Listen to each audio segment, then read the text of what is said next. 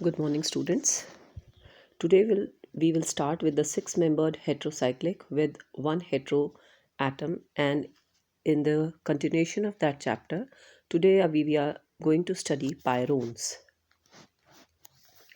The heterocyclic compounds called pyrones contain six-membered heterocyclic ring with one oxygen atom in the ring and 5 sp2 hybridized carbon. तो पायरोन्स जो हैं ऐसे heterocyclic compounds हैं जो कि six membered हैं, यानी सिक्स मेंबर्ड हेट्रोसाइक्लिक कंपाउंड जिसमें एक ऑक्सीजन एटम है और बाकी के कार्बन एटम्स जो हैं वो sp2 हाइब्रिडाइज्ड हैं। दो टाइप के पायरोन्स जो है वो पॉसिबल है, जैसे 2H पायरोन्स या फिर हम उनको अल्फा पायरोन्स भी कहते हैं। ऐसे ही 4H पायरोन्स, उनको हम गामा पायरोन्स भी कहते हैं। जैसा कि फिगर में फॉर्मूला में दिखाया गया है, 2H पायरोन्स में जो हेट्रो एटम है उसके पास वाले कार्बन एटम से ऑक्सीजन एटम जुड़ा हुआ है। ऐसे ही जो 4H पायरोन्स हैं या गामा पायरोन्स हैं उसमें फोर्थ पोजीशन पर ऑक्सीजन एटम की उपस्थिति है, वो रिंग के अंदर नहीं है। इसीलिए ऐसे कंपाउंड्स को हम क्लासिफाई कर रहे हैं कंटेनिंग वन हेट्रो एटम। तो one hetero atom is in the ring. ये जो ऑक्सीजन एटम है ये साइड चेन में प्रेजेंट है या साइड में सब्सटीट्यूटेड है। तो सेकंड पोजीशन पर यदि सब्सटीट्यूटेड है तो हम उसको अल्फा पायरोन्स कहेंगे, और यदि फोर्थ पोजीशन पर सब्सटीट्यूटेड है तो वो गामा पायरोन्स कहलाएंगे। Benzo derivatives of gamma pyrones are known as chromone and xanthone, and alpha pyrone derivatives are known as coumarins and isocoumarins। अब इसमें भी जो गामा पायरोन्स हैं और अल्फा पायरोन्स हैं उनके जो बेंजो डेरिवेटिव्स हैं, तो जैसा कि हमने यहाँ बताया कि गामा पायरोन्स के जो बेंजो डेरिवेटिव्स हैं उनको क्रोमोन या ज़ैंथोन्स भी कहा जाता है, एंड नॉट या और नहीं है, क्रोमोन्स एंड ज़ैंथोन्स। वेयर एज जो अल्फा पायरोन्स हैं उसमें जो डेरिवेटिव्स हैं बेंजो डेरिवेटिव्स वो क्यूमरिन्स एंड आइसोक्यूमरिन्स हैं। तो यहाँ पर क्रोमोन्स, ज़ैंथोन्स, क्यूमरिन्स और आइसोक्यूमरिन्स के स्ट्रक्चर्स दिए हुए हैं। 2 and 4 hydroxy pyrylium salts are quite strong acidic in nature and are therefore much better than their conjugated bases. The alpha and gamma pyrones, तो 2 and 4 हाइड्रोक्सी पाइरीलियम सॉल्ट्स जो हैं they are acidic in nature, strongly acidic in nature, and they are much better bases than their conjugated bases, यानी ये जो हैं ये conjugated base के रूप में बिहेव करते हैं, अल्फा एंड गामा पायरोन्स। जबकि 2 and 4 हाइड्रोक्सी पाइरीलियम सॉल्ट्स हमने पिछली क्लास में पढ़ा था, they are strongly acidic in nature. 4 pyrones are quite stable crystalline substance while 2 pyrones are lesser stable। तो जब हम 4 pyrones और 2H pyrones को स्टडी करते हैं या अल्फ़ा और गामा पायरोन्स को स्टडी करते हैं, तो जो गामा प्रोटॉन्स पायरोन्स हैं they are crystalline substances and they are stable when compare to the alpha pyrones which are comparatively lesser stable। The fully unsaturated lactone 2H pyrone is found as a side chain group in many natural steroids। तो जो 2H पायरोन्स हैं, जो fully unsaturated lactone 2H पायरोन्स हैं, वो बहुत सारे steroids जो हैं नेचुरली जो स्टेरॉइड्स हैं उनमें ये प्रेजेंट होता है। ऐसे ही 2 carboxy 2 carbomethoxy 3 hydroxy 6 methyl 2 pyrone is used as a fungicide on the fruits। तो बेसिकली कहने का मतलब ये है कि जो हेट्रोसाइक्लिक कंपाउंड्स हैं उनका नेचुरल प्रोडक्ट्स के रूप में भी बहुत सारे कंपाउंड्स हैं और उनके डिफरेंट यूजेस भी हैं।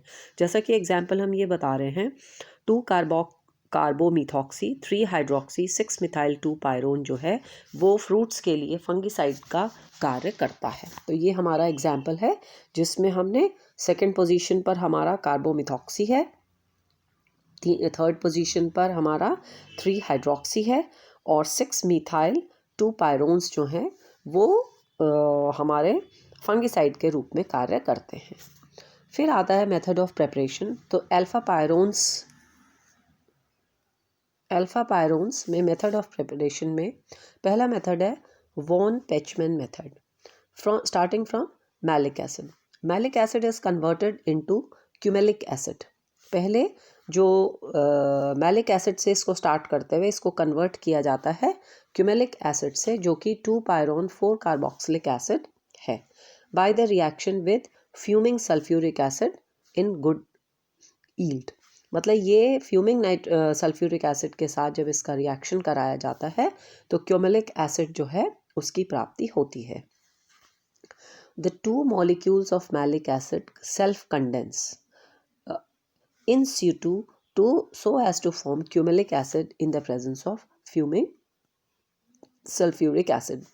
मैलिक एसिड के 2 molecules आपस में कंडेंसेशन शो करते हैं in the reaction itself. In situ का मतलब ही यही है कि 2 molecules मैलिक एसिड के कंडेंसेशन रिएक्शन शो करते हैं विद इन द रिएक्शन, किसकी उपस्थिति में? फ्यूमिंग सल्फ्यूरिक एसिड की उपस्थिति में।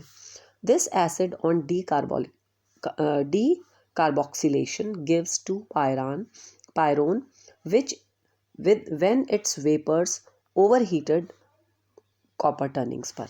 यानी ये जो एसिड है, क्यूमेलिक एसिड है, इसका जो रिएक्शन कराया जाता है तो ये डीकार्बोक्सिलेशन कराया जाता है।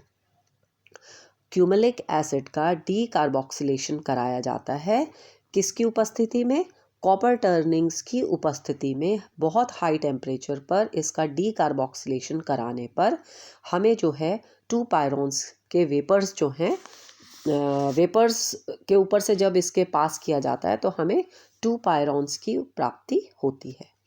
ऐसे ही जो नेक्स्ट रिएक्शन है फ्रॉम 3-ब्यूटेनोइक एसिड एंड फॉर्मल्डिहाइड। तो 3-ब्यूटेनोइक एसिड और फॉर्मल्डिहाइड की भी अगेन रिएक्शन कराने पर हमें 2 पायरोन्स की प्राप्ति होती है। Alpha pyrone is a colourless liquid with a boiling point of 206 to 209 degree centigrade, जो कि पॉलिमराइज करता है धीरे धीरे जब उसको रख दिया जाता है। तो ऑन स्टैंडिंग धीरे धीरे उसका जो है पॉलिमराइजेशन हो जाता है जो अल्फा पायरोन से। अब जो रिएक्शंस हैं, जो प्रॉपर्टीज़ ये शो करता है, तो ये तो एक जनरल प्रॉपर्टी हो गई जिसमें पॉलिमराइजेशन हो जाता है जब उसको रखा जाता है बहुत दिनों तक। और जो केमिकल प्रॉपर्टीज़ हैं उसमें पहली रिएक्शन जो आती है that is electrophilic substitution reaction. Electrophilic substitution reaction takes place at position number 3 और 5, यानी ऑर्थो और para to carbonyl group. Carbonyl group के ऑर्थो पैरा पोजीशंस पर, यानी अल्फा पायरोन्स की 3rd और 5th पोजीशन पर जनरली इलेक्ट्रोफिलिक सब्स्टिट्यूशन रिएक्शंस होती हैं। If alkyl group is present in the ring, the electrophilic substitution takes place quickly. यदि alkyl group की उपस्थिति है तो इलेक्ट्रोफिलिक सब्स्टिट्यूशन रिएक्शन ज़्यादा आसानी से हो जाती है, जिसमें पहली रिएक्शन हैलोजनेशन की है। Bromine reacts with pyrone at 3rd and 4th position by the addition reaction and gives a adduct। Bromine की रिएक्शन जब कराई जाती है पायरोन के साथ, अल्फा पायरोन के साथ, तो एक एडक्ट की प्राप्ति होती है जो कि 3rd and 4th पोजीशन पर हमें ब्रोमीन का एडिशन शो करता है। This adduct then loses HBr so as to give 3 bromo alpha pyrone. तो 2 ब्रोमीन एटम्स पहले जुड़ जाते हैं, लेकिन ये 2 ब्रोमीन एटम्स में से एक HBr का मॉलिक्यूल निकल जाने पर हमें 3 ब्रोमो अल्फा पायरोन की प्राप्ति होती है। फिर इसके बाद आती है nitration reaction with nitronium tetrafluoroborate. Nitration की रिएक्शन किससे कराई जाती है? Nitronium tetrafluoroborate. 2 pyrone reversibly gives orthonitro salts which is slowly converted into 5-nitro 2 pyrone. ये जो रिएक्शन है ये किसके साथ कराई जाती है? जो नाइट्रेशन की रिएक्शन है विद नाइट्रोनियम टेट्राफ्लोरोबोरेट। तो जो 2 पायरोन है वो रिवर्सिबली क्या बनाता है? ऑर्थोनाइट्रो सॉल्ट्स बनाता है, which is slowly converted to 5-nitro protons as shown in the reaction. फिर आता है reaction with reducing agents. On reaction with hydrogen in the presence of nickel, it gives saturated lactone. तो 2 pyrone जो है जब hydrogen के साथ निकल की उपस्थिति में इसकी रिएक्शन कराई जाती है तो ये कंपाउंड जो है सैचुरेट हो जाता है और सैचुरेटेड लैक्टोन की प्राप्ति होती है। ऐसे ही जब लिथियम एल्यूमिनियम हाइड्राइड के साथ इसकी रिएक्शन कराई जाती है in the presence of ether, 2 pyrone forms an unsaturated acid. तो लिथियम एल्यूमिनियम हाइड्राइड की ईथर की उपस्थिति में जब सब्सटीट्यूटेड 2 पायरोन की रिएक्शन कराई जाती है तो वो एक 2 पायरोन जो है वो क्या देता है, अनसैचुरेटेड एसिड की प्राप्ति कराता है। Now the next reactions are reactions with nucleophilic reagents. हमने इलेक्ट्रोफिलिक रिएक्शंस पढ़ी हैं। इलेक्ट्रोफिलिक रिएजेंट्स के साथ जो इलेक्ट्रोफिलिक सब्सटीट्यूशन रिएक्शंस है, हेलोजनेशन एंड नाइट्रेशन, ऐसे ही रिएक्शन रिड्यूसिंग एजेंट्स के साथ। Now we are taking reactions with nucleophilic reagents. 2 pyrones are easily attacked by nucleophiles. Strong nucleophiles add at 6th position, whereas weak nucleophiles attack at 2nd position. जो ये nucleophilic reactions हैं जिसमें कि nucleophilic reagent उस पर आसानी से attack करता है, पर डिफरेंस क्या है, स्ट्रॉन्ग न्यूक्लियोफाइल्स जो हैं वो 6th पोजीशन पर जाकर अटैक करते हैं, जबकि जो वीक न्यूक्लियोफाइल्स हैं वो 2nd पोजीशन पर रिएक्शंस शो करते हैं। 2 pyrones are easily hydrolyzed by aqueous alkali. यदि एक्वस एल्कली के साथ 2 pyrones की रिएक्शन कराई जाती है तो ये क्या करते हैं, रिएक्शन करके आसानी से हाइड्रोलाइज हो जाते हैं। तो जो टर्मिनल पोजीशंस है उस पर एल्डिहाइड ग्रुप और कार्बोक्सिलिक ग्रुप का जेनरेशन हो जाता है, जबकि सोडियम हाइड्रोक्साइड के साथ जब रिएक्शन करते हैं तो सोडियम का सॉल्ट बनता है। तो कार्बोक्सिलिक एसिड का जो कार्बोक्सिल ग्रुप है उसकी बजाय वहाँ सोडियम अटैच हो जाने पर सोडियम सॉल्ट की प्राप्ति होती है। ऐसे ही यदि हम अमोनिया का रिएक्शन कराएं 2 pyrones के साथ तो हमें 2 pyridones की प्राप्ति होती है। फिर ये फोटोकेमिकल रिएक्शंस भी शो करते हैं। तो फोटोकेमिकल रिएक्शंस में on photolysis 2 pyrones gives cyclobutadiene with the loss of carbon dioxide. On photolysis या फोटोलिटिक रिएक्शंस कराने पर जो 2 pyrones हैं वो साइक्लोब्यूटाडाइन की प्राप्ति कराते हैं by the loss of carbon dioxide. Ketone is also form during photolysis which can be intercepted if the photolysis is carried out in the presence of methanol. तो फोटोलिसिस पर 2 pyrone जो है साइक्लोब्यूटाडाइन की प्राप्ति कराता है, जिसमें कि कार्बन डाइऑक्साइड माइनस हो जाता है, मतलब कार्बन डाइऑक्साइड का लॉस होने पर 2 pyrones जो हैं साइक्लोब्यूटाडाइन की प्राप्ति कराते हैं। फिर ketone is also formed. Ketone की भी जो प्राप्ति है वो होती है फोटोलिसिस की रिएक्शन में, जो कि इंटरसेप्ट कर दिया जाए, मतलब एक मिडिल में प्राप्त होता है, यानी पूरी रिएक्शन कंप्लीशन ना हो तो इंटरसेप्टेड करने पर फोटोलिसिस को यदि मिथेनॉल की प्रेजेंस में यदि कराया जाए, तो जैसा कि रिएक्शन में शो कर रहा है कि यदि हम इसका फोटोलिसिस कराएं और कंप्लीशन इसका फोटोलिसिस का कराएं तो पहले तो बाईसाइक्लिक बीटा लैक्टोन बनेगा और फिर कार्बन डाइऑक्साइड का लॉस होने पर ये क्या बना लेगा, साइक्लोब्यूटाडाइन बना लेगा। लेकिन यदि फोटोलिसिस की रिएक्शन जो है मिथेनॉल की उपस्थिति में कराई जाए तो ये एक इंटरसेप्टेड रिएक्शन कहलाएगी या इन बिटवीन फोटोलिसिस होगा, जिससे कि हमें कीटोन की प्राप्ति भी होती है। नेक्स्ट इसमें आता है डील-ऑल्डर्स रिएक्शन।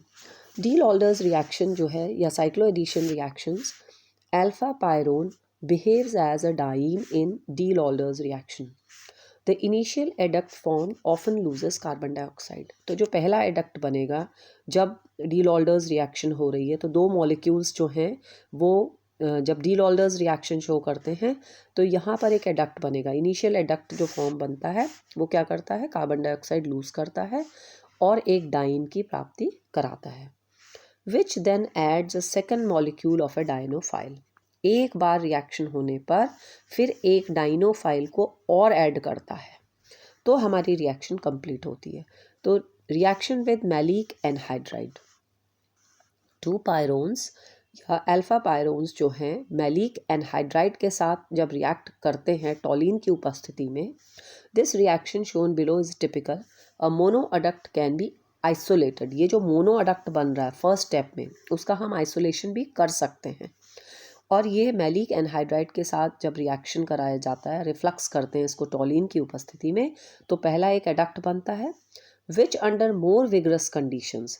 जब इस रिएक्शन को विगरस कंडीशंस में फर्दर मूव ऑन किया जाता है या रिएक्ट कराया जाता है, तो कार्बन डाइऑक्साइड का एक मॉलिक्यूल जो है वो क्या निकल जाता है इसके अंदर से, और इस पर्टिकुलर मॉलिक्यूल पर after losing one carbon dioxide molecule, उसके बाद फिर से एक डाइनोफाइल ऐड हो जाता है और हमारी जो रिएक्शन है वो एक एडक्ट के रूप में हमें कंपाउंड की प्राप्ति होती है।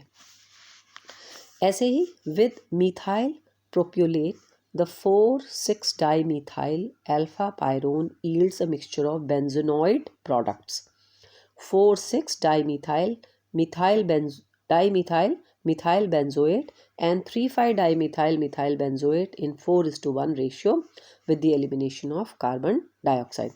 तो मिथाइल प्रोपियोनेट के साथ जब रिएक्शन कराई जाती है तो हमें दो टाइप के प्रोडक्ट मिलते हैं जो कि 4:1 की रेशियो में प्राप्त होते हैं। फिर आता है 3 and 5 ब्रोमो अल्फा पायरोन्स, यानी 3 अल्फा पायरोन्स या फिर 3 ब्रोमो अल्फा पायरोन्स या फिर 5 ब्रोमो अल्फा पायरोन्स जो हैं, they show remarkable properties in their ability to act as a efficient diene towards both electron deficient and electron rich dienophiles. यानी ये 3 ब्रोमो अल्फा पायरोन्स हो या फिर 5 ब्रोमो अल्फा पायरोन्स हो, उनमें जो प्रॉपर्टीज़ हैं वो क्या एक्ट करते हैं, डाइन के रूप में एक्ट करते हैं और आसानी से इलेक्ट्रॉन डेफिशिएंट कंपाउंड के साथ भी और इलेक्ट्रॉन रिच डायनोफाइल्स के साथ भी रिएक्शन शो करते हैं। तो एज गिवन बिलो ये दोनों तरह की रिएक्शंस जो हैं शो करते हैं, इलेक्ट्रॉन डेफिशिएंट के साथ भी और इलेक्ट्रॉन रिच डायनोफाइल्स के साथ भी रिएक्शन शो करते हैं।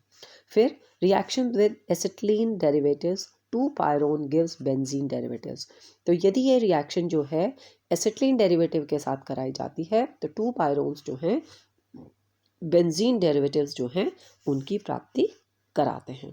तो इसके बाद जो ये जो रिएक्शंस हैं, हम अल्फ़ा और गामा पायरोन्स इनकी रिएक्शंस पढ़ने के बाद नेक्स्ट उसमें हम इनके मेथड्स ऑफ प्रिपरेशन जो हैं उसके बारे में डिस्कस करेंगे। Thank you.